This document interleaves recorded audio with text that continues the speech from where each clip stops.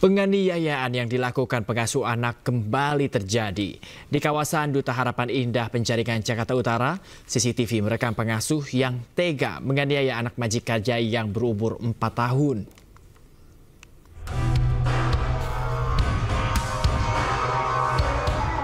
Kamera CCTV merekam aksi penganiayaan yang dilakukan pengasuh anak atau babysitter di kawasan Duta Harapan Indah, Penjaringan, Jakarta Utara. Aksi ini terbongkar setelah ibu korban curiga melihat gigi anaknya tanggal hingga memeriksa rekaman CCTV. Tak terima anaknya dianiaya, ibu korban melaporkan pelaku ke polisi. Pelaku, Livia Alimi, yang sudah bekerja selama 1 tahun mengaku kesal karena korban yang berumur 4 tahun rewel. Akibat penganiayaan, gigi korban tanggal dan terluka memar akibat benturan. Tadi karena anak ini rewel lah, dan anak ini sebelumnya memang dalam perlu perawatan secara khusus. Artinya korbannya ini penegasan aja bang, korbannya anak berkebutuhan khusus bang? Bukan, tapi pernah perawatan lah, ada sebelumnya ada sakit, ya, perawatan lah. Pelaku diperiksa intensif di Polres Metro Jakarta Utara dan bakal dijerat Undang-Undang Kekerasan dalam Rumah Tangga dan terhadap anak dengan ancaman hukuman 10 tahun penjara. Jakarta, Sofia Firdaus, Ayus melaporkan. Pemirsa, 2 orang tewas dan 7 orang lainnya terluka dalam kecelakaan minibus tabrak pemotor dan kerumunan warga di Cilacap, Jawa Tengah. Kecelakaan maut diduga akibat sopir minibus ngebut hingga kehilangan kendali.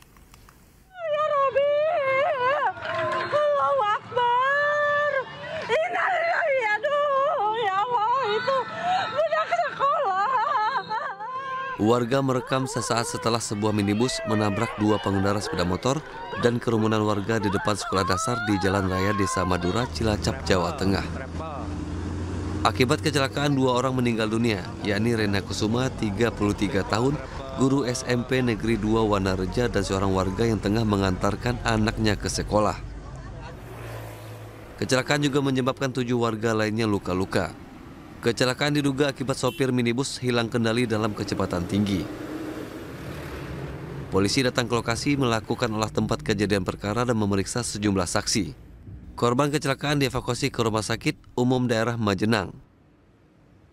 Terus akhirnya korban itu keserempet sampai di sini, terus nabrak guru SMP 2 yang mau mengajar, terus keseret sampai ke pinggir jalan, sampai akhirnya nabrak pembatas sekolah ini, terus nabrak 2 motor sampai ke sebelah sini.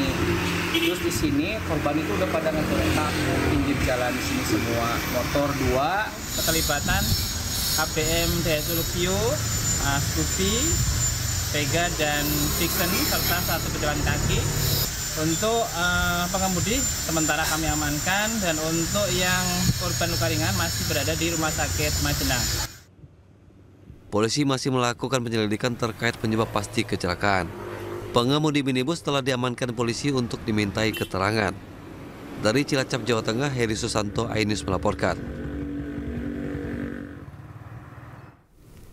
19 orang menjadi korban dalam kecelakaan maut di gerbang tol Ciawi, Bogor, Jawa Barat. 8 orang meninggal dunia, sementara 11 orang lainnya luka-luka.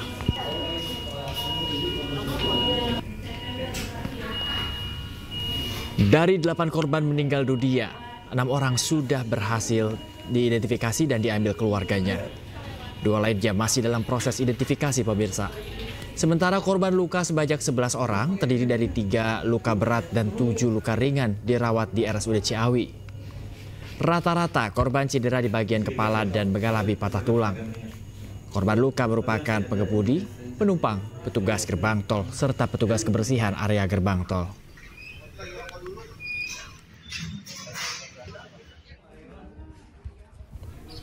Sementara itu, keluarga korban tewas dalam kecelakaan maut di gerbang tol Ciawi, Yana Mulyana, warga kota Sukabumi, Jawa Barat, masih menunggu kedatangan jenazah korban dan anggota keluarga lain yang selamat dari RSUD Ciawi, Bogor.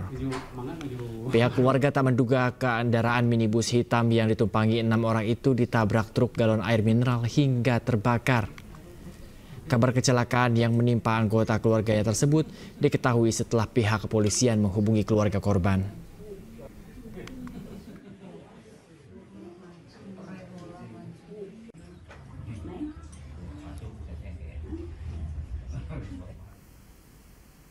Kita ke informasi olahraga, pemirsa. Timnas U20 dalam kondisi bugar dan dipastikan siap berlaga di Piala Asia U20 2025. Indonesia bergabung dalam grup C bersama Uzbekistan, Iran, dan Yaman.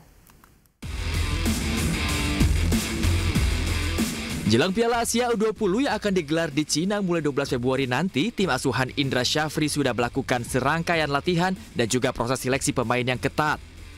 Mayoritas pemain Garuda Muda ini dalam kondisi bugar. Artinya skuad Garuda dipastikan siap berlaga di Piala Asia U20. Timnas Indonesia ini masuk dalam grup C bersama Uzbekistan, Iran, dan Yaman.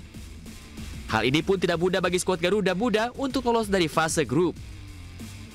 Untuk itu pelatih Timnas U20 Indra Syafri sebelum berangkat ke Cina menyebut fokus persiapan latihan meliputi pemahaman taktikal hingga pertahanan.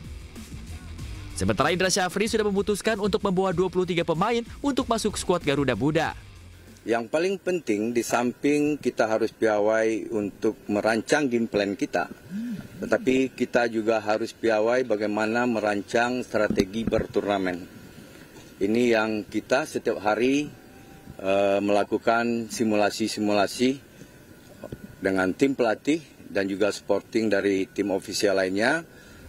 Apa-apa hal yang perlu kita lakukan. Dalam daftar pemain tersebut ada 3 nama abroad yang bakal diandalkan. Yang pertama Jens Raven yang merupakan striker andalan Indra Syafri. Pemain naturalisasi ini sudah menunjukkan tajinya. Dari 14 penampilannya bersama Timnas U20, Raven sudah membuktikan 7 gol. Yang kedua ada Welber Jardim. Kali ini dirinya disulap oleh Indra Syafri untuk bermain di sektor gelandang. Pemain Sao Paulo ini bakal mengatur ritme permainan skuad Garuda di Piala Asia U20 2025. Yang terakhir Marcelinus Amaola yang berkarir di klub Spanyol UD Logrones. Berbeda dengan Welber dan Jarit, dirinya tercatat baru main pada 5 pertandingan resmi. Meski begitu, Amaola tetap menampilkan performa terbaiknya saat membela Timnas Indonesia U20. Mari sama-sama kita doakan supaya skuad Garuda Muda bisa berhasil meraih hasil positif dalam ajang Piala Asia U20 yang digelar di Cina mendatang. Ya pemirsa, sebuah momen istimewa mewarnai perjalanan sinetron Terbelenggu Rindu yang kini telah mencapai 100 episode.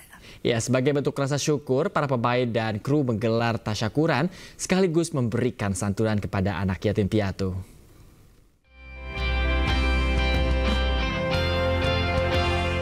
Bersyukur atas pencapaian 100 episode, tim produksi sinetron Terbelenggu Rindu yang tayang di RCTI menggelar acara tasyakuran bersama anak-anak yatim piatu. Tidak hanya sekedar perayaan, momen ini juga dimanfaatkan untuk berbagi kebahagiaan dengan anak-anak yatim piatu melalui pemberian santunan dan doa bersama. Para pemain dan tim produksi mengungkapkan rasa terima kasih kepada pemirsa yang setia mendukung sinetron ini. Mereka berharap bisa menghadirkan lebih banyak episode dengan cerita yang semakin menarik. Harapannya semoga memang Terbelenggu Rindu semakin diminati oleh penonton di rumah, meraih performance rating dan share yang baik, dan semoga Terbelenggu Rindu membawa keberkahan untuk semua orang yang terlibat di dalamnya. Harapannya sih buat kru-kru pemain dikasih kesehatan, episodenya ya semoga bisa panjang, terus juga masih diminati oleh penonton di Indonesia. Dengan doa dan dukungan yang terus mengalir, sinetron ini diharapkan dapat terus menemani pemirsa setia menyajikan kisah penuh drama dan emosi yang semakin memikat hati. Dari Bogor, Jawa Barat, Wenda Nura, Dimas Winardi, Muhammad Firmansyah, Ainus melaporkan. Ya, pemirsa, Forum Masyarakat Indonesia Emas atau Formas menggelar perayaan Tahun Baru Imlek di Auditorium RRI Jalan Merdeka Barat, Jakarta Pusat. Ya, Ketua Umum DPP Partai Perindo Angela Tanusudibio turut hadir bersama sejumlah tokoh nasional.